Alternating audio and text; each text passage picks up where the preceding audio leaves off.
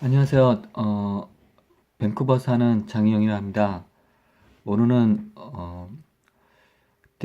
대한민국 위기에 처한 대한민국 언론에 대해서 이렇게 나누고 싶습니다.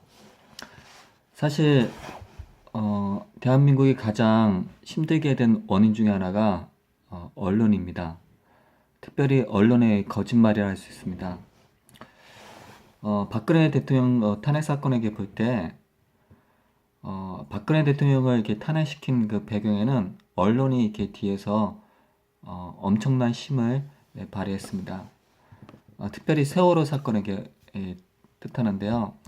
세월호를 3년 동안이나 질질 계속 메인란에 띄우면서 마치 박근혜 정권이 강제로 아이들을 수장한 것처럼 이렇게 그게 묘사하진 않지만 그렇게 암시를 주는 듯한 그러한 것을 계속해서 세뇌시켰기 때문에 사람들에게 미움을 이렇게 심어줬고요. 또한 여러 가지 정치를 할 때, 사람들에게 그 해외에서 열심히 나가서, 그 무역을 이렇게 이루고자 하고 어떤 비즈니스를 하고자 할 때 마치 놀러 다닌 것처럼 그렇게 묘사하는 그런, 언론들이 이게 많았습니다. 또 이번에 이게 최순실 사건, 이런 것도 언론이 거짓말과 가대 포장을 굉장히 많이 했죠.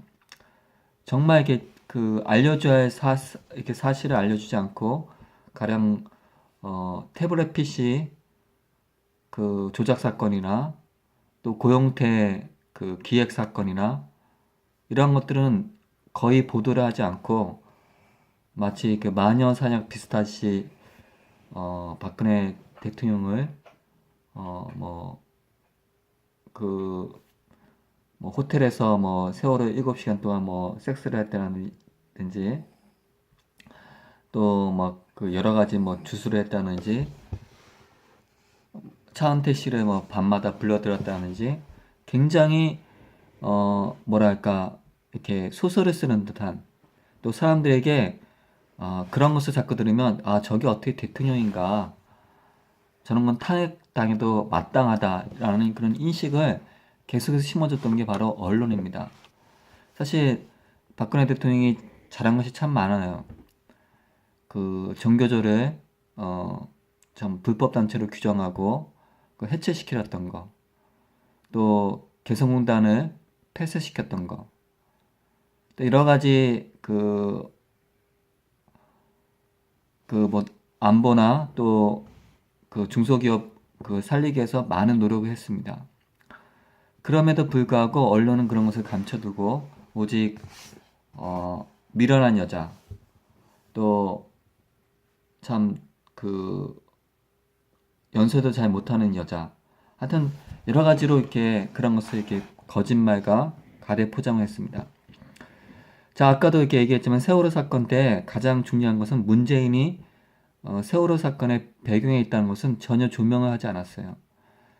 문재인이 채권 추심자였고 또 세월호 사건의 그 유변과 변호사 시절도 있었습니다. 또한 세월의 전신 그 세모 주식회사는 노무현 때 파산을 당했는데 노무현이 그 알 수 없는 이유로 그 파산을 다 그 은행에서 이렇게 담보를 받고 이렇게 다시금 일으킬 수 있는 그러한 것을 조명하지 않았어요. 이런 것은 뭐 장성민 씨 그런 유튜브에 보면 잘 나와 있습니다. 그래서 뭐 관심 있는 분은 찾아보시면 다 알 것이에요.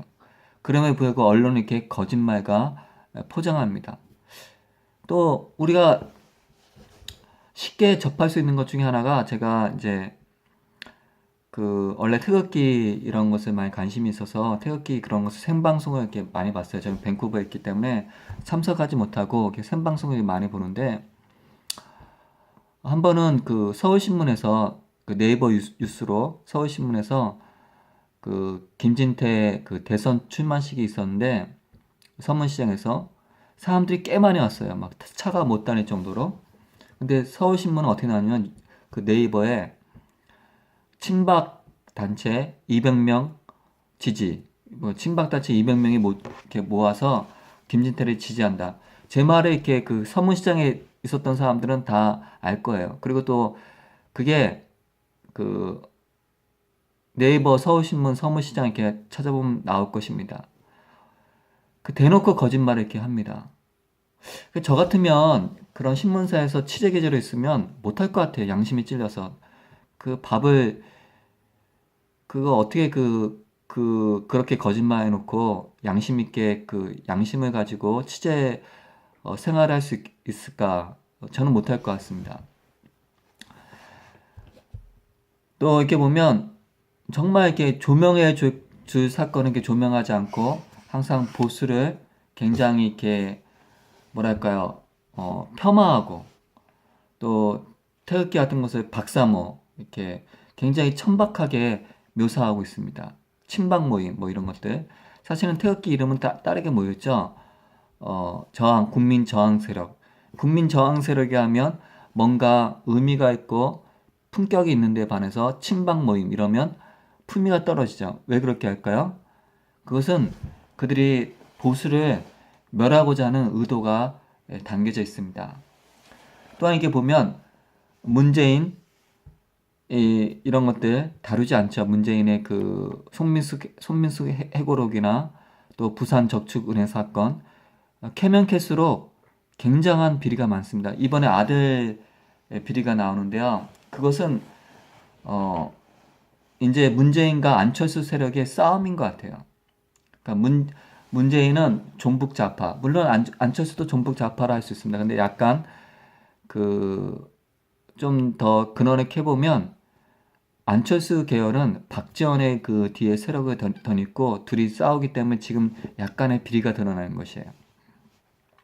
서로 싸우다가 국민들이 다 그 서로의 비리를 좀 알았으면 좋겠다는 개인적인 바람입니다.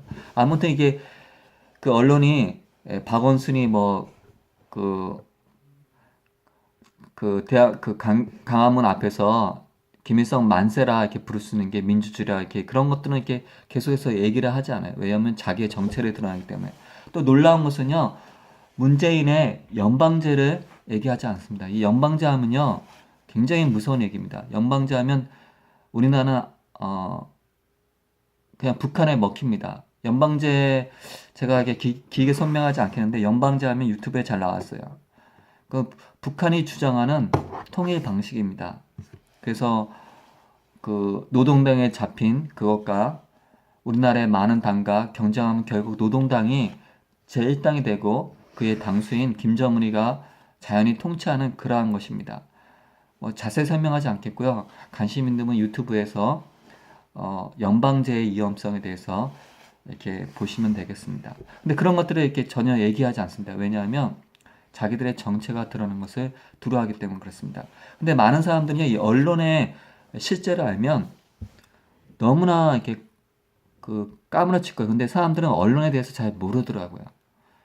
그냥 언론만 계속 들으니까 박근혜 대통령은 죽일 여자, 미련한 여자, 정신 나간 여자, 그리고 태극기 집회는 친박 모임, 정신 나간 사람, 틀딱들의 모임 이렇게 나옵니다. 사실 이 언론이 사실 옛날에는 조선일보, 중앙일보, 동아일보는 그래도 보수에 속했는데 지금은 다 변했습니다. 겨우 이렇게 진정성이 보일 수 있는 그런 매체는 MBC 8시 뉴스, 거긴 노조가 다르다 그러죠. 제3노조가 MBC 노조를 이렇게 하고 있습니다. 거기에서 또 뭐 미디어팬, 변희재 씨, 뭐 정미원 씨, TMJ 뭐 이런 정도 굉장히 소수예요. 그 소수를 사람들이 알 수가 없죠. 그러니까는 그런 매체를 보면 사람들이 자연히 자기도 모르게 작용화되고 있습니다. 그래서 심지어 안철수가 중도라는 사람들이 많이 생겼어요. 참 안철수가 중도라는 그런 얘기에 제가 정말 깜짝 놀랐어요. 안철수는 중도가 아니죠. 왜냐하면 그만큼 우리나라 분들이 작용화되었다는 것이에요. 자기도 알게 모르게. 왜냐면 그런 뉴스, 그런 매체를 자꾸 접하다 보면 자기가 작용화되는지 잘 모릅니다. 왜냐하면 옛날 20년 전 이런 거는 북한에 대해서 나와요. 북한이 얼마나 폐쇄적이고 자유가 없고 정말로 종교의 자유가 없고 또 이동의 자유가 없고 김일성 말 한마디면 죽을 수 있고 이런 것들을 잘 다루지 않고 뭔가 모르게 이 보수를 이렇게 압박하는 그러한 매체로 많이 변했기 때문에 그렇습니다. 자, 안철수 때문에 누가 서울시장이 됐죠? 박원순이 됐습니다. 또 안철수 때문에 문재인이 그 작년 그 저번에 대선에 인지도가 많이 올라갔죠. 별로 인지도가 없었는데 같이 단일화해서 인지도가 많이 올라갔습니다. 박지원도 국민의당을 창설했죠. 그가 해온 뿌리가 종북의 거름이 됐습니다. 그리고 이번 탄핵 사건도 이게 나라냐 하면서 한몫하다가 이제 박지원 그 문재인과 차별성을 두기 위해서 처음에 열심히 나가다가 안 나간 것 뿐이에요. 촛불 집회. 그리고 대통령병에 걸린 이 사람은 그 문재인과 거리를 두기 위해서 중도에 코스프레를 하는 거예요. 그러나 그 뒤에 박지원의 이런 세력이 있는 것입니다. 그렇기 때문에 그가 사드 뭐 찬성한다? 그건 도루묵이 될 가능성이 많습니다. 뭐 박근혜 대통령을 용서한다? 그것도 도루묵이 될 수 있어요. 사람들은 속지 말기를 간절히 바랍니다. 또한 지금 언론은 남북전쟁, 그러니까 그 남북전쟁이 아니라 한반도 전쟁에 대해서 얘기를 하지 않아요. 한반도 전쟁은 일어날 가능성이 있습니다. 그것은 트럼프나 김정은이나 그 마음먹기에 달려 있어요. 근데 그 보면 우리는 준비를 해야 되는데 이렇게 매체에서 다루지 않습니다. 왜냐하면 종북들이 그것을 싫어하기 때문에 그렇습니다.